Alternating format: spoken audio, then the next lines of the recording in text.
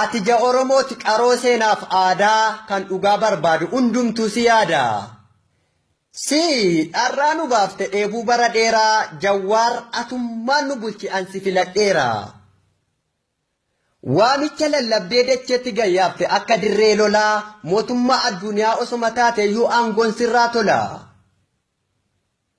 Qoolee gadi qabate kan duraan dhaadatu maa'ikii qabatee aamileensaa camnaan lamuu maal jedharee dubbachuu kakate. Kan dur Oromummaa keenyatti ta'e gufu arras waliin ka irraa ta'e arafu. Diinni keenya taatu bofa dugdi cite nurraa gada ba'u kan tooftaadhaan seenee gola keenya lixe. Jawwaar ko gufuu diinni dhaabe akkati buqqiftu abdii sirraa qabna ofittiin qaanfannu osoo ati jirtuu yoomuu siin dhaadanna.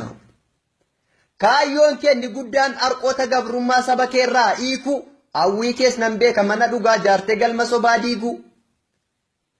Fedhiin kees galma ga'a kun waan shakka hin qabne si wajjiniin jirra kophaa kiyya jettee akka abdiin dhabne.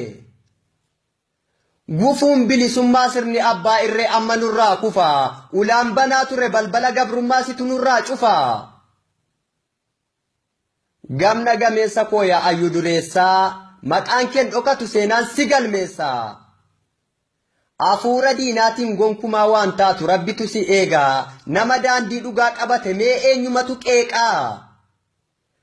Arras kan si jibbu rabbii isaa godhu lukkuu qochoon cabee yoomuun dagatamu seenaan yaadata kan dhugaa lallabe. Jira firri diina ta'ee kaayyoo lammii balleessu duruu jarri dhoqqeedhaan dhadhaa jedhanii soban of addeessu. Limmoo qaran qabneen dhiiga nu fuudhanii waggaan tilmaamamneef boolla nu buusani. Rakkoo mara dandamattee Oromiyaan uumte goota fakkii leencaa maal Jawwaar qofaree ilmis nuuf dhalatee goonni goota dhalchaa. Qacceen keenyan citin arras wala horu taa'ee hin boqatin deemee hin milkaa'in warri gannu coru.